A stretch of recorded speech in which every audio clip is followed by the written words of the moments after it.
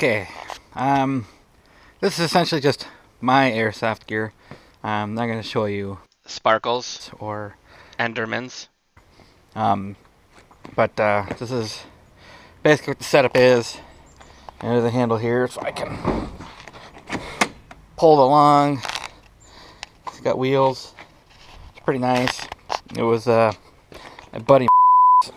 He got rid of all his gear for paintball.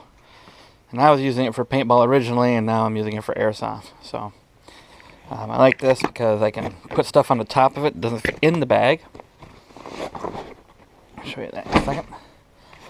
And it's got 2 pockets in the front and 2 more of the same pockets in the rear. The rear side I usually do safety stuff, nut cup, gloves, construction vest in case I want to help referee a game or something like that. I used to do that every once in a while up there at Combat Zone.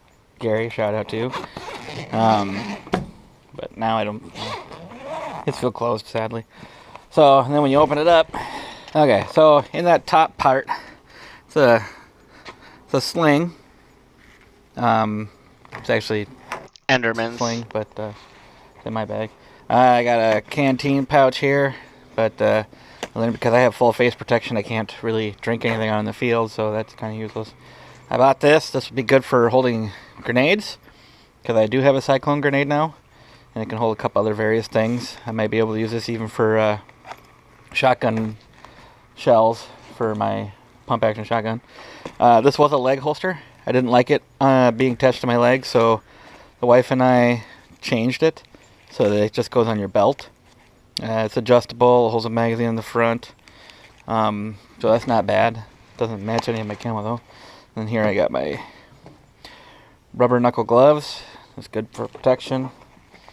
This was a bag for CO2 tanks, but I can use it as a drop pouch for shotgun shells, or the handle and the pin for the Cyclone grenade I use. Comes in real handy for that. It's smaller, so I don't have this big ass thing. Just bought a new helmet. Put a GoPro mount on it. Still fogs up. You know, that no fog technology is just, in my opinion, kind of a farce. I bought this for melee type stuff. Kind of sucks though. Like, I don't think it's functioning proper, but it's $10. And the zombie game I played today, I thought we were gonna. He said originally we couldn't use them, and we ended up filming a duel. Batteries, speed loader. I keep all my batteries in this front pouch. Here's my tactical vest. It's a Lancer tactical vest. It's the digital woodland camo. It holds 4 magazines. It can be M4 or AK-47s. Magazines. There's 3 here and there's 1 there. It also holds Thomson magazines, since I use a Thompson. Usually right here I have a name patch, but these shotgun shells can velcro on and off, and now that I have a shotgun I needed a place to put the shells, and this isn't a bad place. And then it's a pouch, cross-draw magazine. These are supposed to be pistol mag things, but I usually put a dead man rag in there, a spare battery there, and if I have a smoke grenade there. And then that's where I usually put my radio. On the back side, I've got a few more patches. I like to go to Airsoft Station. They're an online store, but they're an actual store, and they are out of Oakdale. Jack, tell me a story. Fuck you. Oh, that's one of my favorites. I got this patch when I bought a Cyclone grenade, so it's kind of a I have a grenade patch. And then, of course, there's my game name. Everybody loves this one. You went full retard, man. Never go full retard.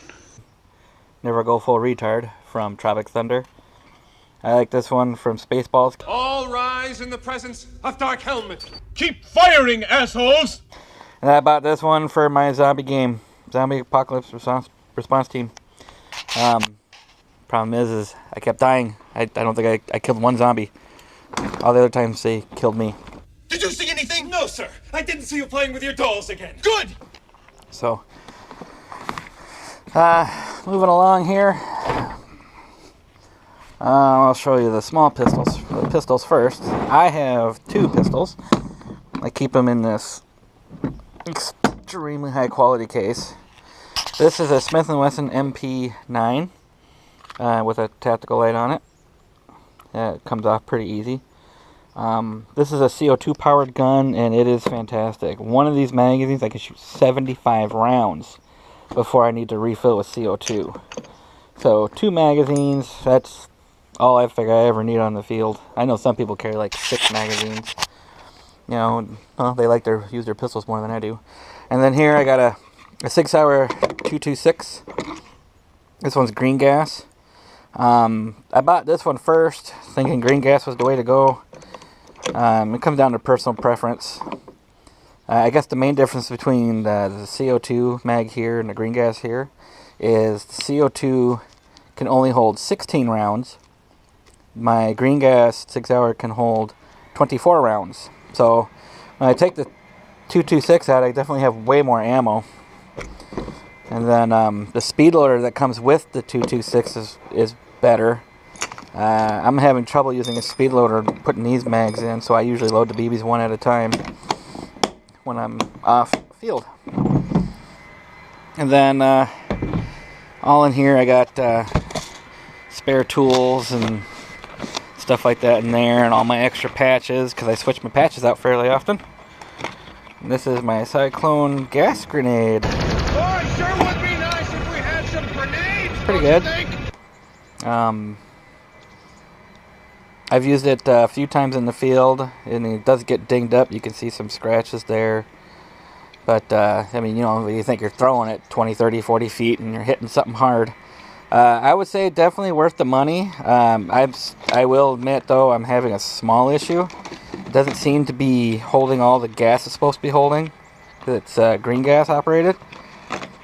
So not all the BBs come out when it impacts. So I'm going to take it and have them help me look at it. Okay, so Thomson Magazines. I have 3 high caps. These are actually my wife. These are actually my wife's magazines. And then I have 5 mid caps for me. And this is my Thompson. This here is a recipe for unpleasantness. It's a King Arms Thompson. It's shooting about 380 feet per second, so it's just below the semi-fire only. This one can do semi-fire, full auto, safety switch.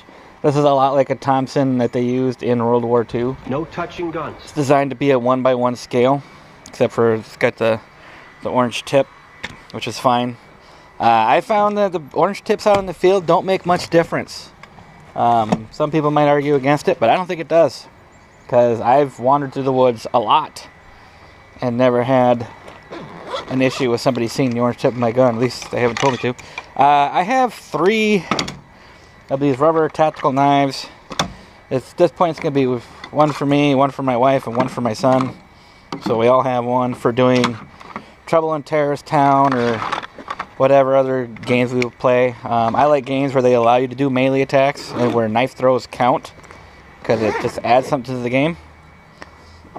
And then in this bag, I have, it's a UBT pump action shotgun. I'd like to keep this handy for close encounters.